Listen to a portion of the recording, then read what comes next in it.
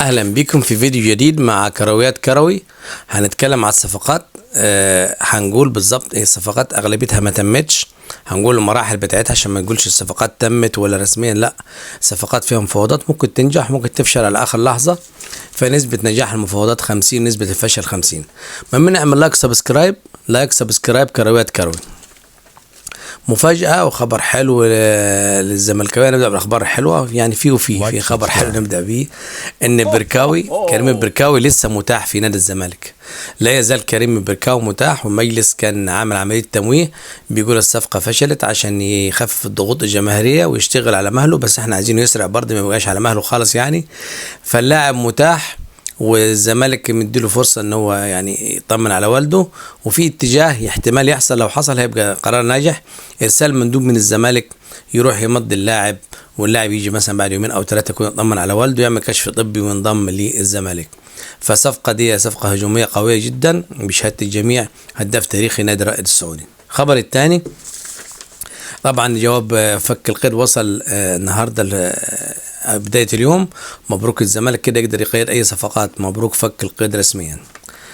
الزمالك حائر بين بسام وبقاء عواد، في بيتقال بسام وفي محمد شعبان، وقالوا حارس تاني اسمه اللي هو حارس منتخب أولمبي محمد سيحة تقريبا، بس هو الكلام منحصر على بسام ومحمد شعبان، واحتمال عواد يبقى. بيقولوا ان الدنيا قربت على عواد، لكن ما تضمنش، ما نعرفش هل عواد هيجدد ولا لا. في تقارب في وجهات نظر، لكن ممكن اللاعب برضه ما يجددش في الزمالك وما يلقيش، ما ينتظرش المبلغ اللي هو عاوزه، ما يلقيهوش يعني، تبقى مشكله. فما اعتقدش ان عواد، يعني هنشوف، بس هو يا عواد يا بسام يا محمد شعبان. عواد واحد من ثلاثه، يا عواد يا بسام يا اما محمد شعبان. بسام افضل واحد، بسام وعواد افضل، يعني افضل محمد شعبان طبعا. مفاوضات الزمالك مع لاعب فاركو، لاعب منتخب الاولمبي اللي هو محمود جهاد، هو ميوله دفاعيه اكثر من هجوميه، لكن لعيب عنده خبرات دوليه وبيلعب في المنتخب الاولمبي، لعيب مميز محمود جهاد. الزمالك دخل في مفاوضات مراحل متقدمة، الصفقة لم تتم لكن مراحل متقدمة وما فيش اختلافات على المقابل المادي، لكن هي المفاوضات شغالة حتى هذه اللحظة. زي ما قلنا الإعلان ممكن يكون بكرة وممكن يتأجل، عشان مد الخير يتأجل ليوم 12 سبتمبر، فممكن إعلان الصفقات يتأجل كمان نفس السبب. في مفاضلة بين أحمد حسام ومحمد إسماعيل. الزمالك بس بالفعل ده خبر أكيد بدأ مفاوضات مع رئيس نادي جونة. المبلغ اللي وصل ليه الزمالك اللي هو 15 مليون، الزمالك عارض، وصل عرض الزمالك 12. الصفقة في طريقها الانتهاء، المفاوضات لها أكثر من يوم، واللاعب بيضغط للانتقال للزمالك، بيضغط ضغط شديد. على فكرة اللعيب ده مكسب، الناس كلها عارفة كده، يعني كله عارف ان امكانيات اللاعب ده، كمان لاعب مدافع بيلعب باك شمال وكابتن الفريق وسنه صغير ولاعب اساسي وارقامه ممتازه. احمد حسام في طريقه للانتقال للزمالك، المفاوضات جاريه، في تقدم في المفاوضات. زي ما قلنا لسه الصفقه لم تحسم بعد، لكن في تقدم مفاوضات من الاسماء المطروحه. مين ممكن يكون معاه او لا قدر الله يكون بديل لو فشلت الصفقه؟ محمد اسماعيل لا يقل اهميه عن احمد حسام، لاعب مميز. محمد اسماعيل لاعب زد من المدافعين، ارقام مميزه من الموسم اللي فات والموسم ده، ارقام واداء دفاعي وثبات انفعالي وارقام مميزه ومشاركه بشكل اساسي، بشكل ارقام ممتازه محمد اسماعيل. فانا اتمنى او جمهور الزمالك يتمنى طبعا ان اللاعبين دول ينضموا للزمالك. بنتايك تمت وخد المقدم، عشان ما حدش يقول كلام تاني، اخذ مقدم التعاقد وتم تصوير جلسة التصوير للاعب وتقديم اللاعب والبرومو بتاعه، كل حاجة خلصت وخد مقدم التعاقد في حسابه. فكده الزمالك خط الناحية الدفاعية. دي الصفقة اللي هي 100% اللي هي تمت في نادي الزمالك. طيب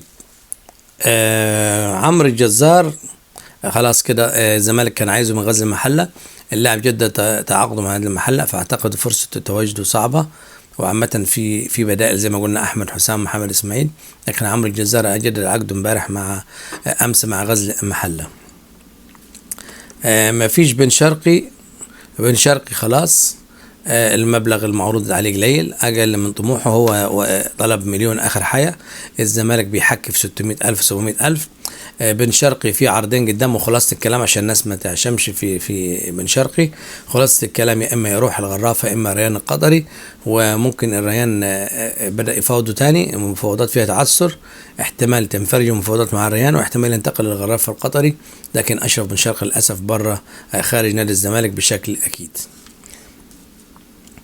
البديل بتاعه اللي هو صديق إيجولا، المبلغ المطلوب فيه ضخم.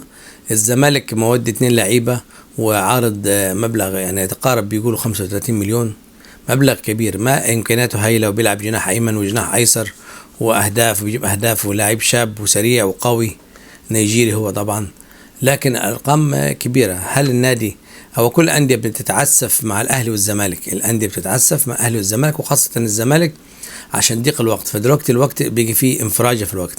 فهل النادي يبتدي ينزل المبلغ زي ما حصل مع النادي صفقة جوناثان؟ النادي بعد ما كان طلب مبلغ كبير لما عرف ان الزمالك جاب اللعيب الثاني اللي هو المغربي، نزل العرض المبلغ ضئيل خالص، حتى مقابل اللاعب المرتب بتاعه نزل. فهل النادي هيعمل كده؟ لان دلوقتي فترة القيد تم مدها، فهنشوف ده اللي هيحصل بالنسبة لصديق إيجولا. ما فيش بن شرقي قلناها. إيجولا عمر الساعي بنأكد تاني، عمر الساعي أتم اتفاقه مع الأهلي. الإسماعيلي بيصدر بيانات عشان يعني إيه يبين إنه أو ممكن مثلا يتمنى عرض بمبلغ أكبر أو الأهلي يزود عرضه، ما نعرفش يعني الله أعلم ليه بيقول إن اللاعب لسه موجود في السوق والبيراميدز عمل عرض، لكن الأهلي أنهى اتفاقه مع الإسماعيلي 45 مليون إعارة، 45 مليون جنيه وإعارة 2 لعيبة، احتمال يكون كريم ندفد منهم. ما حدش عارف يعني ايه اللي هيحصل بالظبط. طيب إعارة القندوسي نجحت خلاص، تم تجديد إعارة القندوسي لنادي السيراميكا كليوباترا، كده بيجي في مكان خالي كده محمد بن رمضان. خلاص هو الصفقة هتنتهي نهاية اليوم، واحتمال الإعلان نهاية اليوم اللي هو النهاردة اللي هو الجمعة أو السبت صباحا. تم اتفاق على كل شيء وعملية التقسيط، الأهلي هيعدلها، يدفع المبلغ الأكبر وبعد كده المبلغ الأقل اللي بعديه. ده بالنسبة لصفقة بن رمضان، لأن القندوسي خلاص كده وفر مكان لبن رمضان. كولر يرفض في قرار مفاجئ، يرفض رحيل كريم الدبيس. كريم الدبيس كان ماشي وكان كولر موافق، فجأة قال لا أنا متمسك بيه، ممكن أحتاجه في بطولات كتيرة، ممكن يحصل إصابة، لسه علي معلول مش جاهز، إصابة يحيى عطية الله، أي ظروف يعني ممكن أحتاجه. فكريم الدبيس باقي في النادي الأهلي. الأهلي وكولر يصمم على نادر حواش، اللاعب ده مميز على فكرة، لاعب إنبي من اللعيبة المميزة الشباب وأداؤه قوي جدا، وكولر طلبه بالاسم. هل هتتم المفاوضات ولا هيكتفي بمحمد علي بن رمضان؟ ده اللي هنشوف الفترة الجاية.